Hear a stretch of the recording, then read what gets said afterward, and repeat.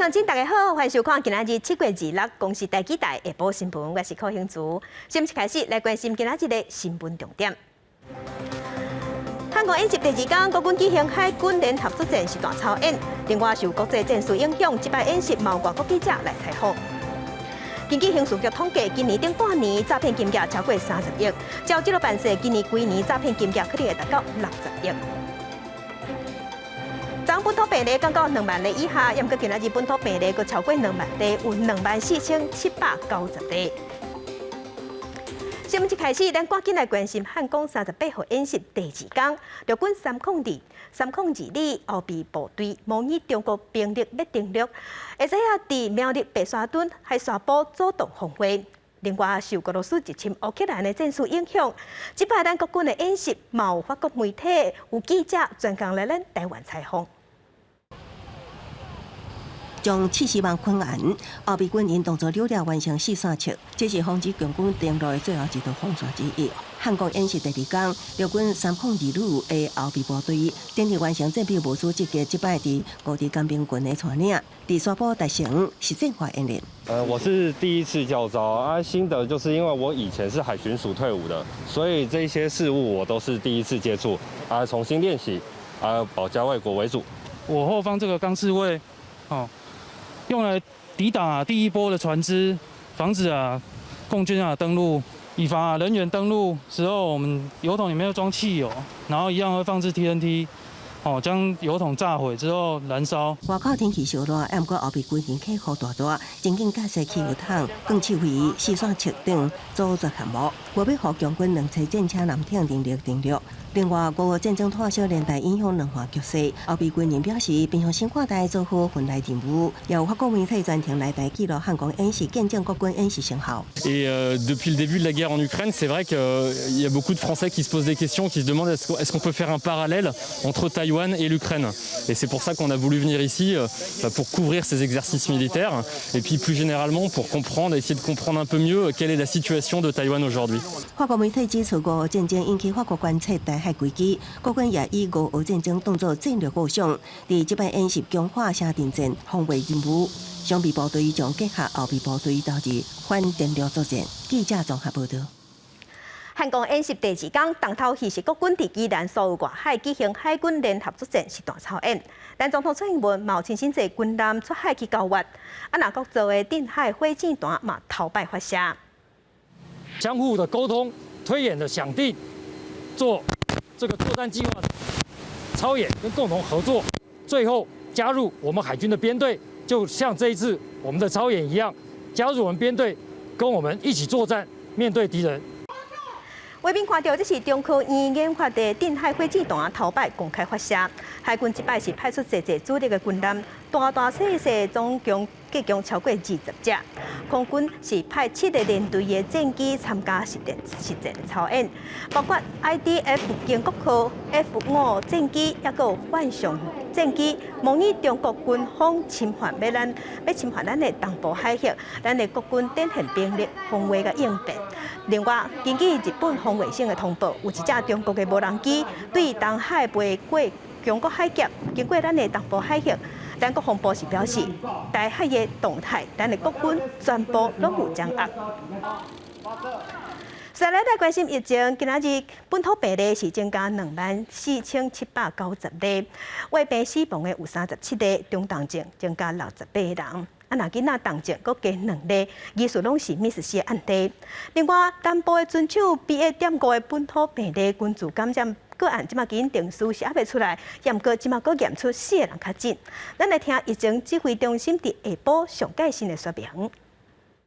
本土有24790例，那境外入是281例。死亡的37例当中，年纪比较轻的有2位40多岁的男性都没有接种过新冠疫苗，本身都有中风、糖尿病或者是癌症这方面的慢性病史哈。另外有2位儿童的重症个案，在这边跟大家做口头的说明。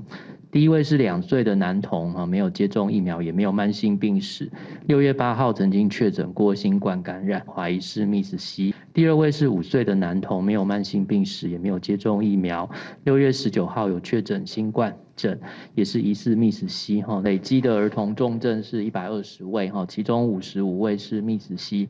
那另外排名前3位的，还有就是第2名是脑炎有25位，以及肺炎有19位。南部船厂的这一个染疫的事件，那有在发现有4名的确诊的员工，其中有2位事实上都是旧案。那因为这一波整个船厂里面跟家人这边验到的个案的 CT 值都是以偏高的部分为主，虽然说还是有找到几位 CT 值小于30的，不过定序上是比较没有那么的快速哈。再来，咱继续关心，咱国内即马是出现 Omicron 变种病毒 BA.5社区的群组感染。有工会学者是嘛是认为讲，台湾甲全世界同款 BA.4、BA.5病毒入侵，这是紧早晚的代志。按算8月中到8月底，疫情有可能会阁压起来，估计一个确定病例恐惊会阁超过3万例。也毋过因为咱国人即马大部分都已经做过3档啊，话着了后嘛是轻症也是无症头较济，所以有专家即马是呼吁疫情指挥中心。建议会当对国际上的脚步继续放入边境。国内25国新增加2个新冠病毒 Omicron 亚型变种病毒 BA.5的本土病例，其中一个是头一个社区的群组感染，接触者有12个人拢是阳性，不过基因定序的结果还未出来。针对这点，有工会学者认为讲，世界各国拢真好闪过 BA.4 甲 BA.5的侵袭，台湾嘛同款。按算上紧伫8月中至8月底就会受到影响，过一天确诊的人数恐惊会阁加悬到3万例左右。到达50%，对于4.4、4.5才会有比较大的影响。这个时间大概是在8月15号到8月这个底中间。最近本土疫情持续转好，民众甲旅游业者拢期待边境会当进一步放零。有专家认为讲，台湾疫苗注射率第3档已经超过70%，第4档开始做嘛已经有6%。就算去为着新的变种病毒，大部分嘛拢是轻症或者是无症状。建议边境检疫的时间会当为目前的3+4改做是0+7，甲国际同款。3+4跟0+7的防护效果是相差没有多少的，那与其3+4还不如0+7算了，反正2个都不会有效的。我们会视疫情的状况，逐步开放各种措施，让民众进入更为活络的正常生活。疫情指挥中心强调讲，爱等幼囡仔疫苗的注射率达到一定的程度，才会考虑搁放零边境。不过目前并无设定注射的目标，会先观察一段时间，而且目前疫苗的数量绝对有够，注射的流程嘛真顺利。记者综合报道。其他消息来关心政治，这是年底台北市长选战是3家都的办势。民进党参选人陈时中、台北市副市长黄珊珊，今仔日2个人同台同齐参加同一个活动，不过因2个人相闪身，无相见面。主办国民党参选人蒋万安冒逢邀请，不过伊并无到位，因为蒋万安伫早起是对外公布伊的竞选团队，不过互外界批评拢无笑脸面。年底首都选战起鼓，民进党参选人陈时中，还有台北市副市长黄珊珊，拢有参加 Model APEC 台湾台北场的开幕活动。2个人小连续入场，坐落了后，中央阁架一只桌啊，无啥互动。掌声欢迎陈时中部长。就连陈时中上台致辞，甲大家小祝贺的时阵，嘛闹到黄珊珊，2个人共场竞争的气味是真重。针对外界解读讲，陈时中拍考这黄的战略有效果，豆豆甲千力的选票揪倒转来，黄珊珊是无认同。打谁治谁没有什么意义吧？我觉得每一天不要用口水战吧，做事情比较重要。你家台北就是无限。蒋万安公布伊的竞选团队，做伙比出因精神指标的手势。不过头一批竞选团队出来，10月总会长较少少年人，嘛去用批评讲是有警报。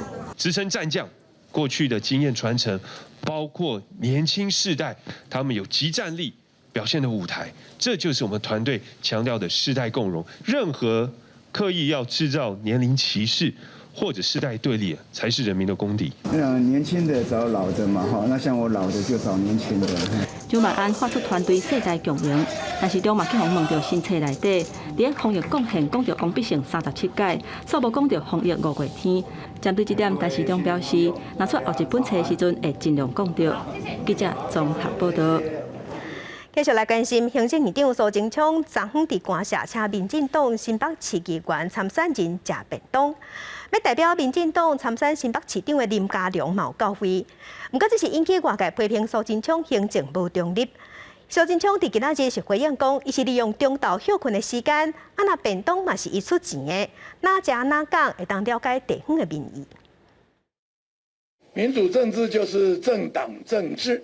我利用午休的时间，自己买便当，在官邸请民意代表来了解地方民意，是再平常不过的事。人民期待的为政者是保持行政中立的。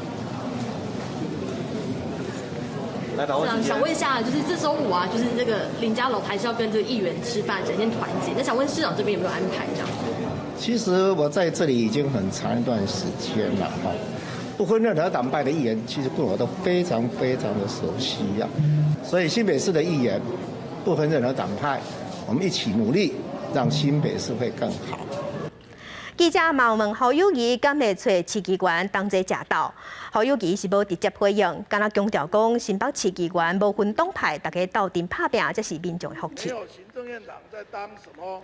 来关心民进党桃园市长参选人林志坚论文的风波是继续在炭烧。台大调查这个案的审定委员会召集人苏宏达日有写文章，是用丑闻来形容这个案，这是引起民进党批评已经升大立场，未审先判。今仔日伫立法院，那里嘛因为这件代志一句来一句去。我们要质疑民进党要安排亲民进党的特定人，要担任召委，要主导整个调查程序。我们要问问召集人，一定要亲民进党才是任吗？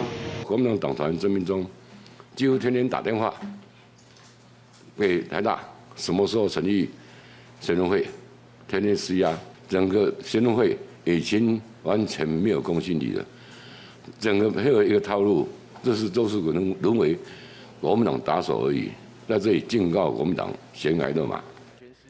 国民党团嘛有向郭建民发声，问伊讲敢用政治性命来保证林志坚无抄论文，不过郭建民无回应，敢若强调伊是就事论事，希望苏宏达要保持中立。来关心年底9合1的选举，即马剩4个月尔。按照规定，住伫外国的台湾人，要伫4个月前开户户口，才会使投票。不过有台商即马是认为讲受疫情影响，回林基邦有减少学转来，等于是封闭下投票权。不过嘛有台商是认为讲，总共要以这件代志，就会排除困难，袂有理由。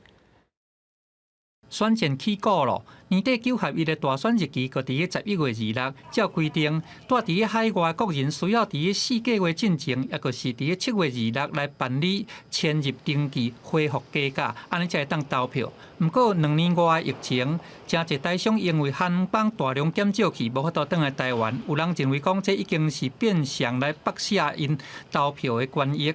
各方面的两岸之间协调沟通管道都已经中断，台商一定会觉得说这是公民的权利嘛，投票权是公民权利，当然一定会跟我说剥夺在中国大陆发展的这么多台胞的权利。厦门台商协会会长吴家营伊表示讲，早就建议政府爱来学欧美各国采取通讯投票的方式，不过即摆还阁无下文。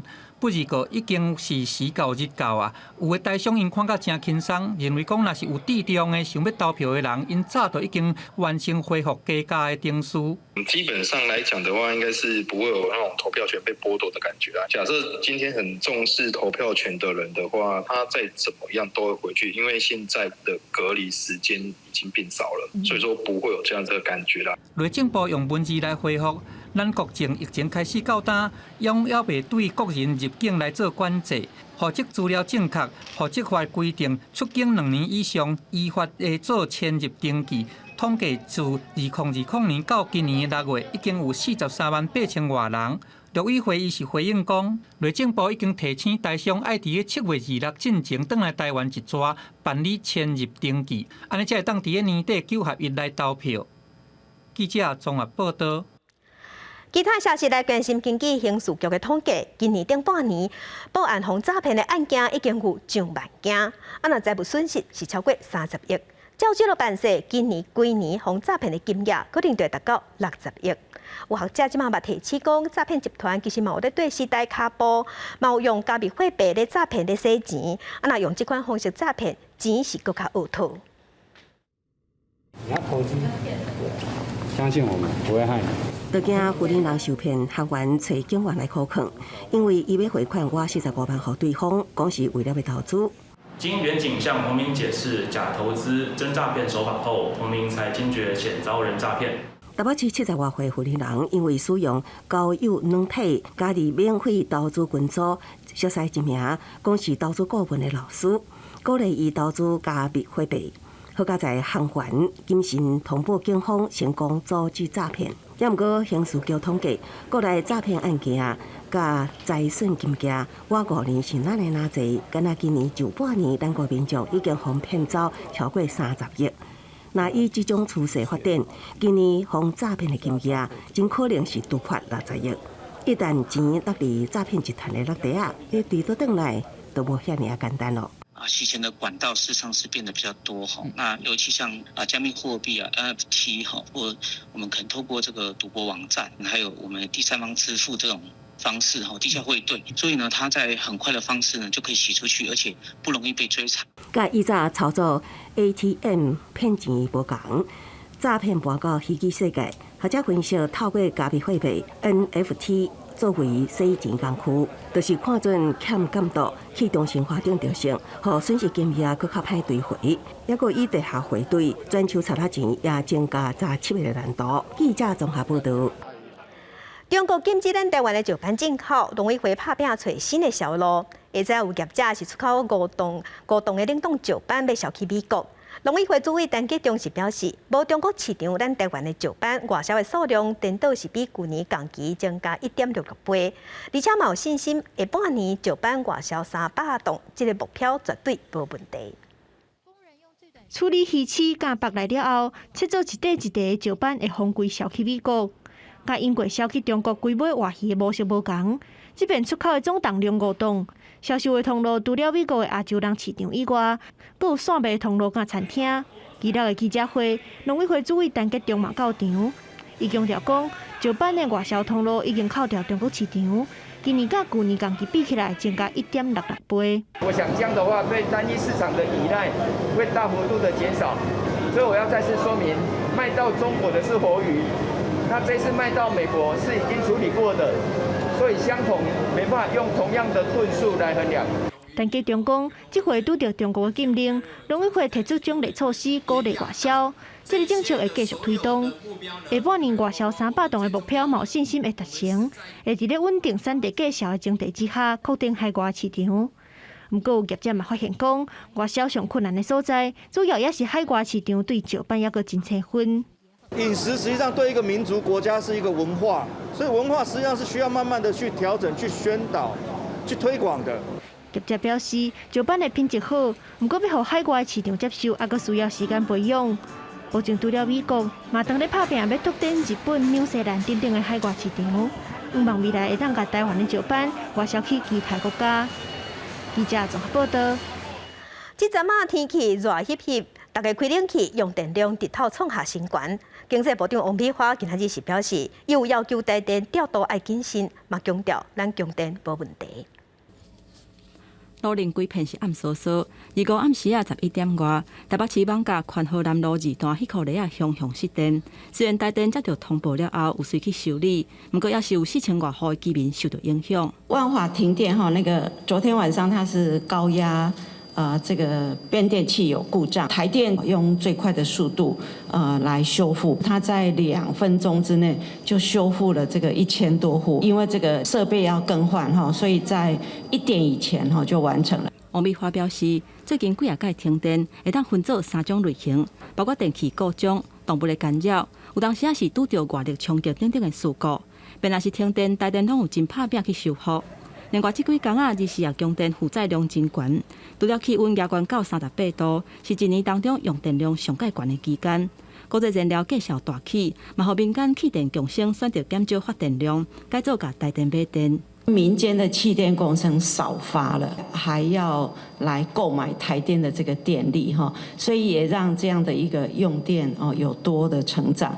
那这个部分台电也在跟相关的气电工程业者赶快把这个相关的契约做调整。不过，王美花嘛强调讲，虽然最近用电量大增加，不过日时太阳光电发电的量有到500万千瓦，所以日时用电要是有够无问题。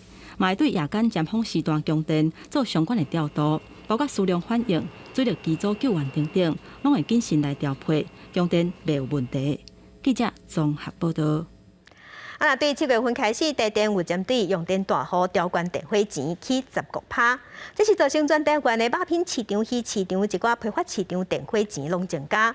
亲像伫分店的肉品市场，一个月电费钱原本就要开110万，起15%了后，即马一个月搁要加开15万，一年就要加开要200万。严格政府为着维护消费者，是规定讲肉品袂使起价，所以业者即马是要求肉品市场无应该起电费钱。工作人员无用咧操作机械准备化卖猪肉，这是分林的肉品市场，一天卖超过2000只猪，一个月电费钱就超过110万。不过自7月7日开始，全台湾的肉品市场电费钱拢起15%，互成本是增加袂少。一个月差不多110万左右啦，所以一年一个月加15万，一年加超将近要200万的啦。肉品批发市场应该是要归纳在这个所谓畜牧服务业里面，也就是经济部公告的我们是不需要调整这个电费15%的产业里面。肉品市场表示，为了减少污染，这几档市场甲油店换掉，改善垃圾水的处理设备，已经投入袂少成本。即阵电钱阁起15%，营运的压力变甲真重。未来恐惊会调整管理的费用。若分林县府农业处表示，希望中央会当斟酌考虑，避免影响到农业的竞争力。这对我们的农业竞争力有相当大的影响，所以我们希望最近针对这个肉品市场的部分，请中央经济部农委会纳入补助，或是纳入为农业动力用电的范围，这样一体全国适用，提高我们农业的竞争力。分林肉品市场表示，分林是市场上主要的县市，真侪市场的农民拢是透过肉品市场来产销，未来阁会进口冷冻物流系统。不过，这冷冻的设备甲冰箱用电拢真伤，会阁透过各种管道，甲肉品市场累积农事甲畜牧服务业这类，希望会当免起电费钱。记者综合报道。日头赤炎炎，天气热翕翕，伫日头骹做事的人上界辛苦。若是无想要钓沙，就要加啉水。邮政工会即马是替邮差在争取凉水的津贴，因提出4大诉求。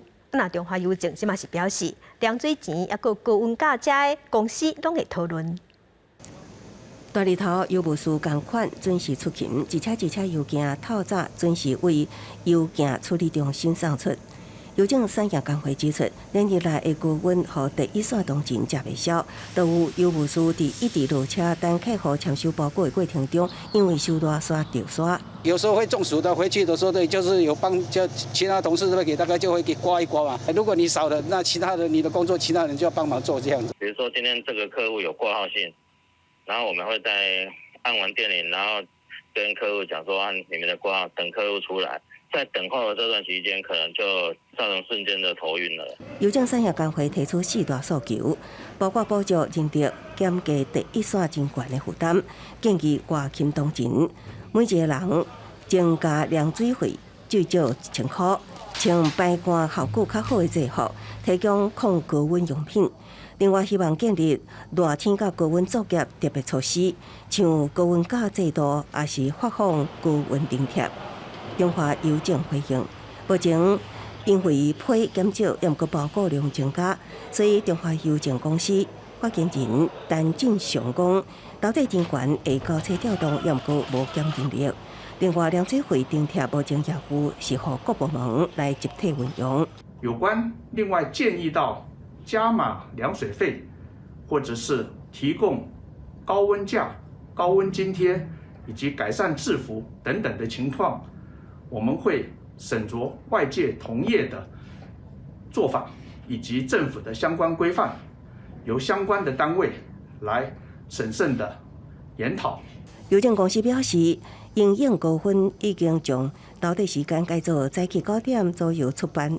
第一线真悬，我中昼转去邮局，下昼进行内部邮件作业，避开热天上烧热的时段。因为工会诉求涉及真侪单位，会搁进一步的讨论。记者综合报道。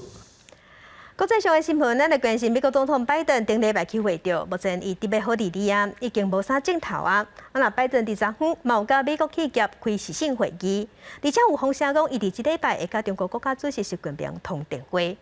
另外，印尼的总统目前人伫北京，伊准备要甲习近平，还有一寡中国的高层见面。美国总统拜登25和洛克希德马丁这美国企业界的代表举行视讯会议，呼吁讲因都爱支持立即来推缩晶片扩散法案。这项法案会对美国半导体生产提供差不多是有1.56兆的台币的补贴。目标是伫减慢汽车、电子消费产品、医疗设备，还有高科技的武器生产受到晶片荒的影响，同时经过中国当咧甲美国企业来抢后卡。It's no wonder China's watching this bill so closely and actively lobbying U.S. businesses against the bill. 拜登伫21日天确诊新冠病毒。美国的专家认为讲，79岁拜登伊伫注满4剂疫苗了后，共款还佫去画着，应该是去感染着 Omicron 变异株 BA.5。拜登伫25表示讲，伊恢复的状况真好，估计要伫即礼拜就会当亲身过来恢复办公。也若白宫伫美国时间26嘛来召开疫苗峰会，讨论次世代疫苗生产的问题。另外，拜登伫25嘛表示讲，预计即礼拜会当和中国的国家主席习近平来做通话。President, will you speak with President Xi of China this week? That's my expectation, but I'll let you know when that gets set up. 拜登确诊了后的过长工，白宫证实讲有收到习近平的慰问信息。这边因两个人通话预料有包含美中贸易人员，也佫有美国众议院议长佩洛西访问台湾的议题。因两个人今年3月18透过视讯会议2点钟。另外一方面，印尼的总统佐科威受到邀请到北京访问，26会见习近平，也佫有中国国务院的总理李克强，就算讲中国坚持新冠清零的政策，邀请佐科威访问，帮解读做是北京会伫个外交顶悬解除疫情的限制，会来豆豆恢复接待外国的政要。中国是印尼上界大的贸易伙伴，2021年两国的双方贸易达到1100亿美金。印尼的雅万高铁嘛是中国投资重要的项目。每年担任单协论坛的主席佐科威，27到28这2天会刷咧到日本甲南韩来做访问。公司新闻景元庆编译。继续关心由外交部甲远景基金会同齐举办的凯达格兰论坛2022印太安全对话，伫今仔日起过。咱总统蔡英文是用录影的方式致辞，强调咱台湾会拍拼加速国防自主。那日本前外务大臣也有防卫大臣河野太郎嘛用视讯的方式参加会议。伊是表示，总讲中国对咱台湾动用武力，日本一定会受影响，所以日本甲国际社会应该爱展现维护自由甲民主的决心。针对美国众议院议长佩洛西风声要来咱台湾访问，是引起中国不满，河野是表示，佩洛西要去倒位，迄是伊的自由。蔡英文总统用录影方式伫凯达格兰论坛来致辞，头起先对日本首相安倍晋三以不幸过身表示哀悼，肯定安倍替强化区域伙伴关系拍在基础，并且强调台湾爱拍拼加速国防的自主。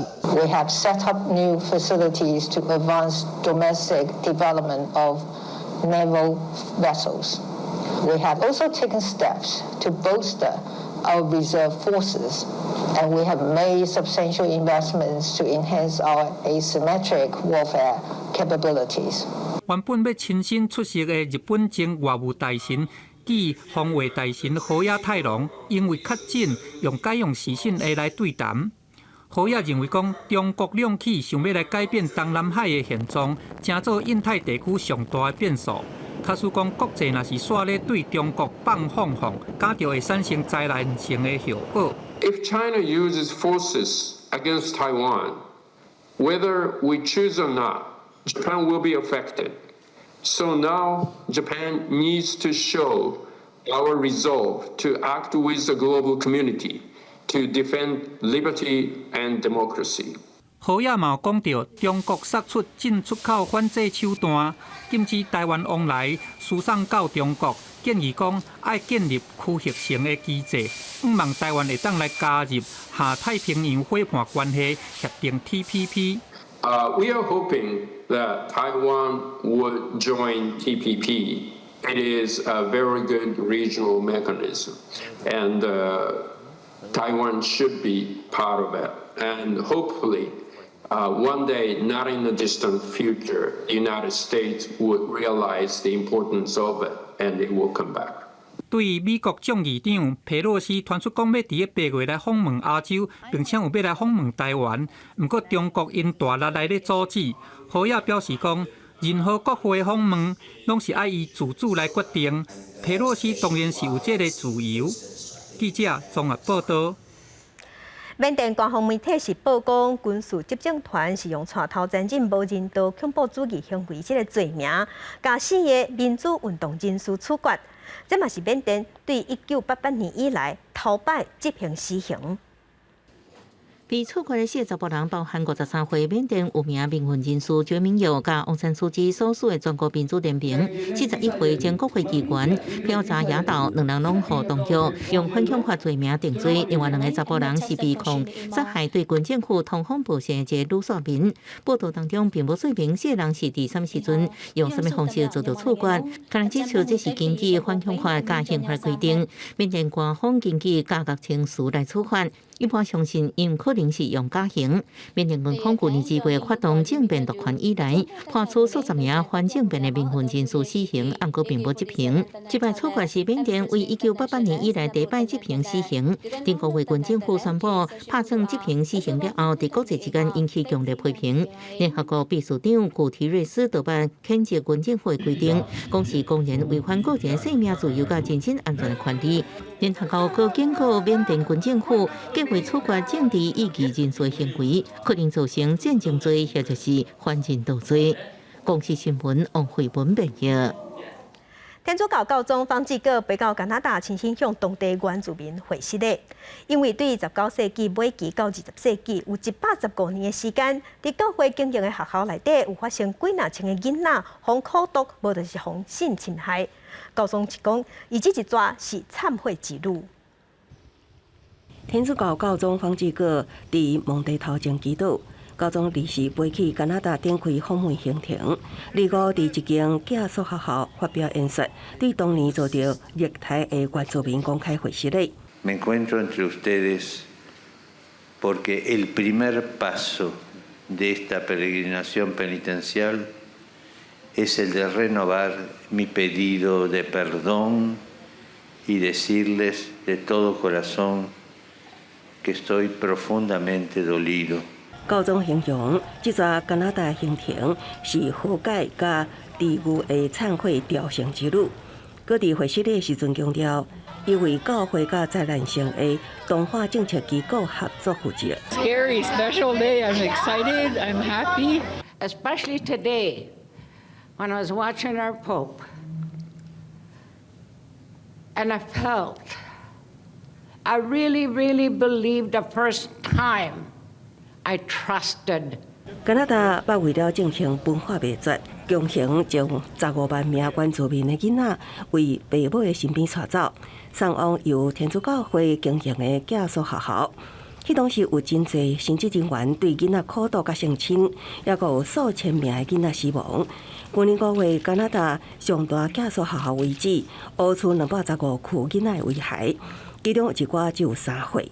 过去10多年来，梵蒂冈拢拒绝向加拿大的原住民会师礼。不过，伫危害的事件公布了后，教宗方济各态度转变，决定亲自到加拿大会师礼。También soy consciente que mirando hacia el pasado nunca será suficiente lo que se haga para pedir perdón y buscar reparar el daño causado, y mirando hacia el futuro nunca será poco lo que se haga para generar una cultura capaz de evitar que estas situaciones no solo no se repitan, sino que no encuentren espacios. 高中也指出，陈教师当年只是配合实施政府的同化政策，佮讲这是权力的市民心态。不过对少年一辈的原住民来讲，回息的甲和解已经无够啊。因要求实质的经济甲政治赔偿，希望政府将土地害予原住民，搁互因住地。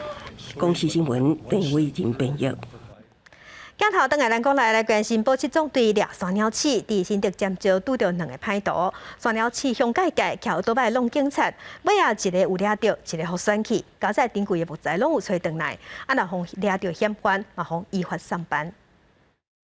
山鸟鼠23号半暝出现伫咧新竹尖石的第58线道顶悬，甲保七总队查缉的员警正面拄着，一名嫌犯是骑车直接弄向警方，另外一名开小货车的嫌犯是马上目顾，结果规台车并落去山坡，最后是逃离现场。发现一部自小货车及一部机车行迹可疑，难查时黄姓嫌犯骑车冲撞警方，造成难查严警右脚膝盖擦挫伤，仍为严警奋力当场逮捕。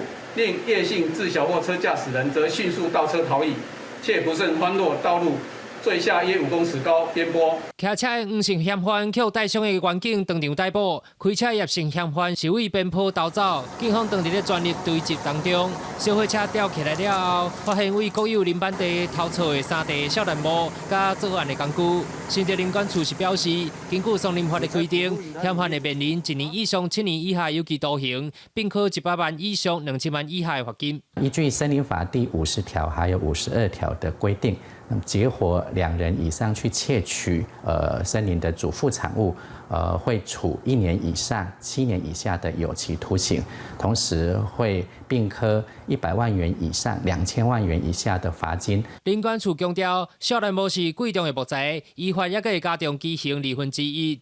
警方是已经将专案以妨害公务罪、松林法甲刑法窃盗罪嫌移送新竹地检署侦办，也呼吁民众若是有发现山鸟鼠破坏山林，会使向警方或者是林务局通报，共同来守护松林的主权。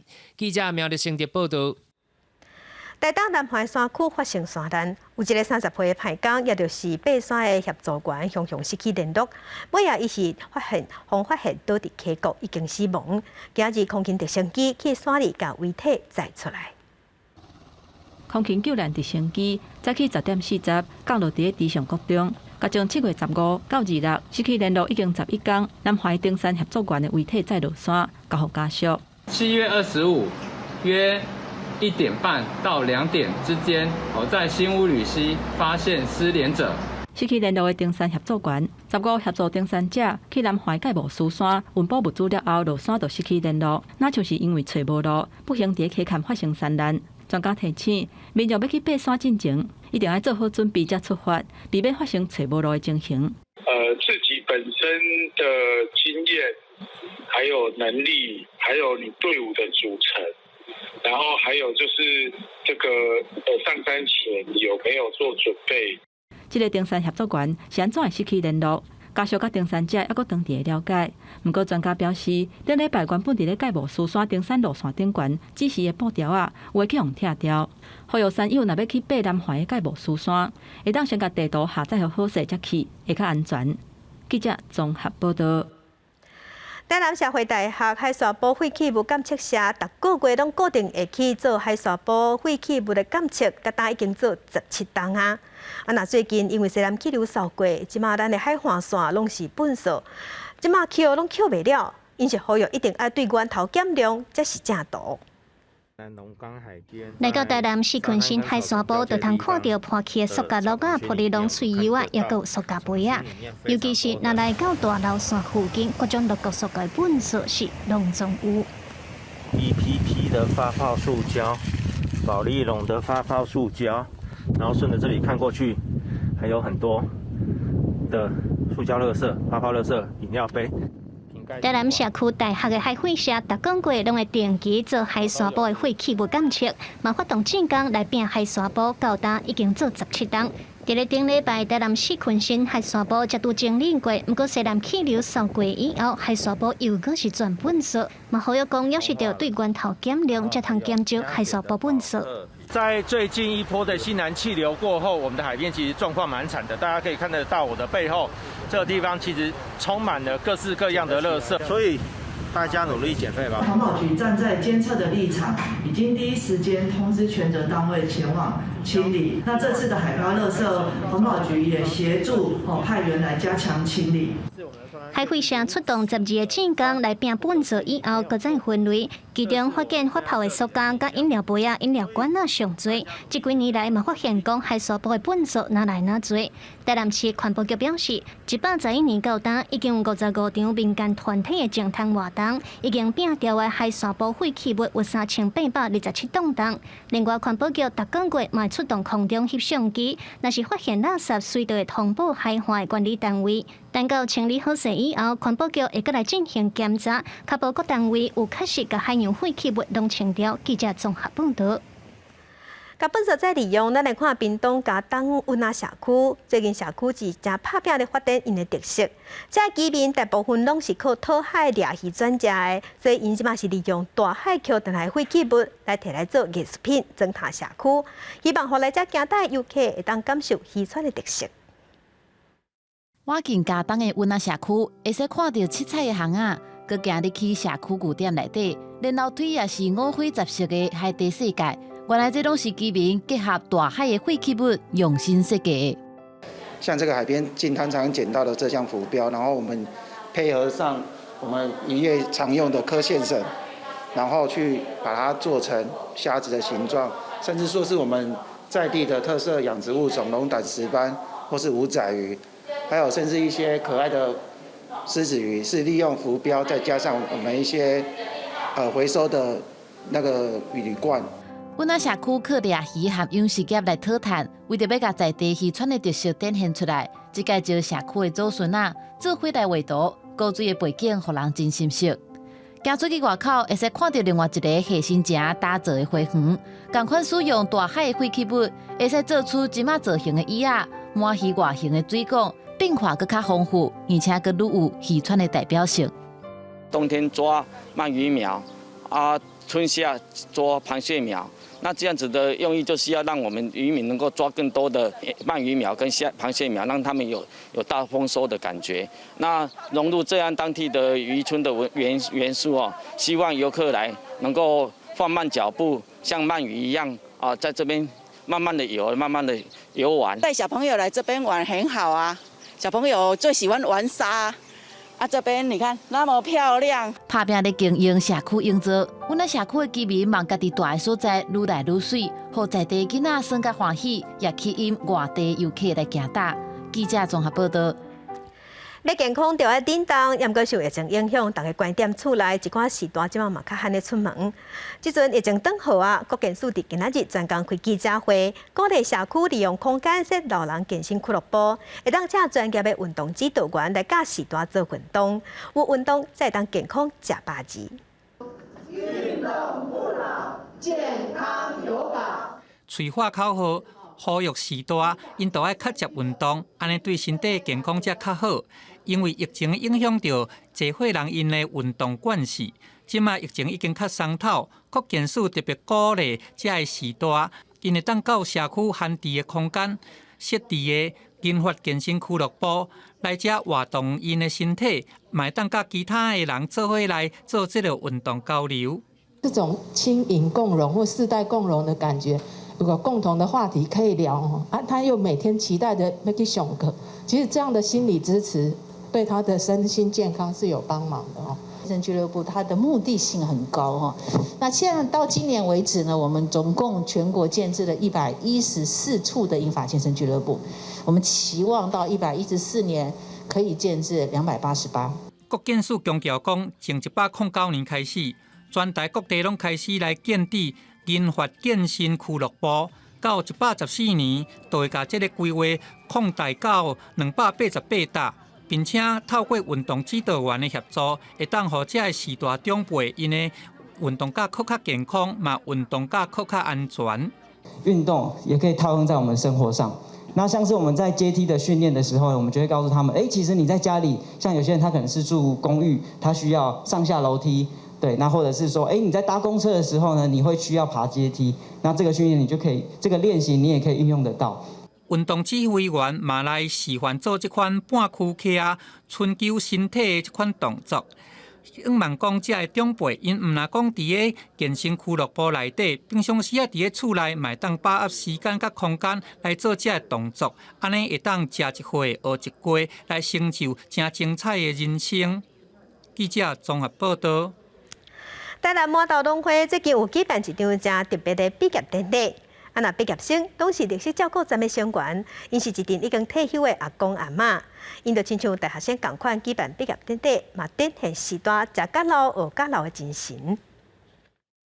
穿学士装、手提证书，欢喜的翕相。这群老大人平均年岁已经超过65岁，因拢是台南麻豆历史照顾站的学员。这阵课程结束，农会特别举办毕业典礼。互阮就有这个机会，安尼来这个礼照安尼吼，就这安尼老伴安尼斗阵安尼吼，卖一寡老人这卖书义证去。啊，毋捌穿着这个讲啊，做大学毕业的服装，有够欢喜的啦，足感恩的啦。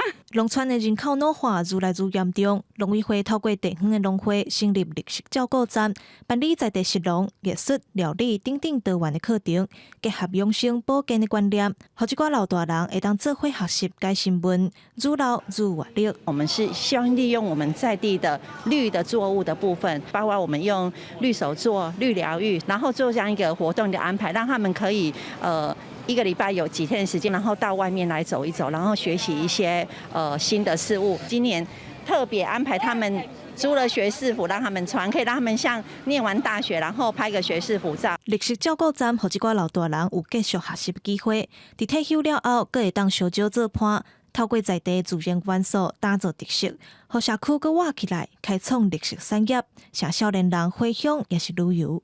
记者综合报道。为着要让老厝活化，台北市文化局有推动老厝文化运动计划。伫杭州南路甲金华街的引定日本宿舍群，伫今仔日打土准备要翻新修复，按算用1年的时间，要让这个所在有新的面貌。用日本式乌色的厝舍，整体木造典雅的日本建筑，就伫台北杭州南路甲金华街迄搭。卖看伊即马还阁长伫的施工，未来才会打造做台湾版的东茶屋街。警町是林务局的官舍，那我们看到对面的刑务所其实是法务部的官舍。那这一带的官舍其实加起来数量已经大概超过50栋以上。那这样大批的官舍的保留，其实在日本国内也都很少见。台北引定日本式宿舍是日本时代的官舍，2007年订入做历史建筑。不过，真正因为骹手甲经费无够，历史有的所在哪像是爬远去，甚至阁生网虫啊，互民众是真困扰。即嘛有专业的团队进驻做修复甲活化，嘛互袂少在地人是真期待。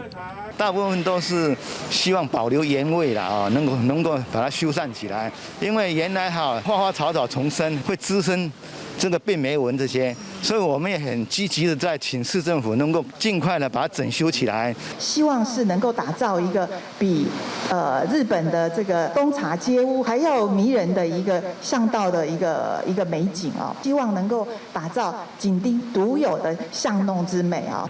台北市文化局推动旧厝文化运动的计划，直接公部门甲民间单位做修复，而且活化无伫用的文字空间，这个按算投入2亿的经费，1年的工期来完成。接下来，甲9月份开幕的原台北刑务所的官舍来结合，打造台北上界大的日本式宿舍保存的区域，促进都市再生。记者综合报道。世界真心色，咱来看挪威铁人3项的选手伊登24伫加拿大公开赛摕到冠军。伊就是真正头壳顶拢是伫保盐顺德宫的帽仔引起国界注意的迄个选手。伊讲，伊从2019年开始伫这顶帽仔摕到冠军了后，近摆若有伫这顶帽仔参加比赛，拢会当摕到头名。那即摆伫加拿大公开赛嘛同款。正声一响，37位参赛选手跳入去水的，开始铁人3项的比赛。第一项的游泳，就要游2公里。上花的时阵，南非的选手薛曼暂时领先。要参加比赛，挪威选手伊登游泳排第12，要让伫自行车80公里比赛，因为爱戴安全帽啊，所以也无看到伊的面。伊伫自行车徛第3紧，1点钟44分14秒。到伊登上高的路跑，伊得到保险顺德奖的帽啊，正紧就入到第3名。伊登甲暂时第2的英国选手伫咧比紧时阵，对手因为救军停来接受治疗，伊就变做第2。要安怎伫咧伊头前，同款是挪威东北的选手布朗曼菲特也救军，伊登就顺利超车变做第1。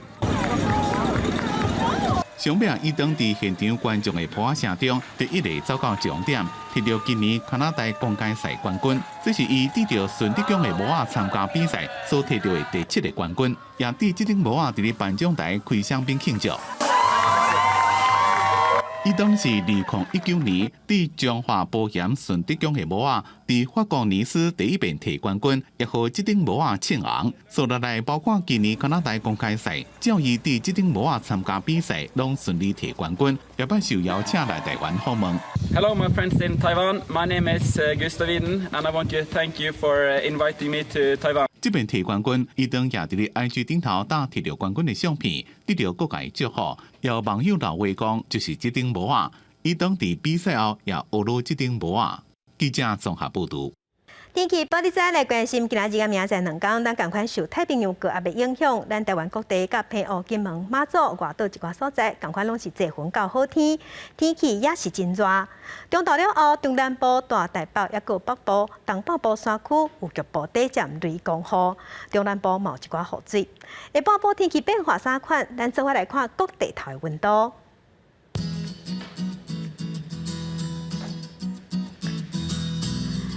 北部的温度上低30度，上悬有35度。中部的温度上低30度，上悬34度。南部的温度上低30度，上悬34度。东部的温度上低30度，上悬34度。外岛的温度上低28度，上悬有33度。做伙来关心未来3天的天气。